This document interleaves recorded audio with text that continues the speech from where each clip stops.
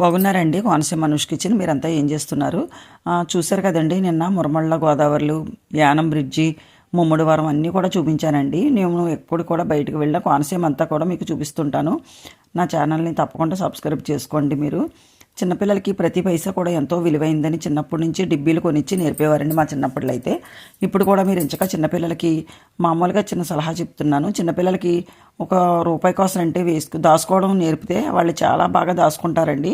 మనం ఇచ్చిన ప్రతి పైసా కూడా ఇంచక ఒక రూపాయి ఇచ్చినా, 2 రూపాయలు, 5 రూపాయలు ఎంత ఇచ్చినా సరే ఇప్పుడు రూపాయికి వాల్యూ ఇవ్వట్లేదు ఎవరును. కానీ అలా చిన్నపిల్లలకి డబ్బులు ఇప్పటి నుంచి దాచుకోవడం నేర్పితే వాళ్ళకి డబ్బు విలువ తెలుస్తుందండి. లక్ష్మీదేవిని మనం ఎంత ప్రేమిస్తే అంత ప్రేమగా ఇంట్లో ఉంటుంది. మనం ఇష్టం వచ్చినట్టు దూబరగా ఖర్చు పెట్టేసి ఇష్టం వచ్చినట్టు ఆ పిల్లలకి డబ్బు విలువ తెలియకుండా మనం 100 కాయింతాలు 50 కాయింతాలు ఇష్టం వచ్చినట్టు ఇచ్చి కొనేసుకోమంటే వాళ్ళకి అసలు పెద్దోళ్ళు ఎదిగిన తర్వాత కూడా డబ్బు విలువే తెలియదండి.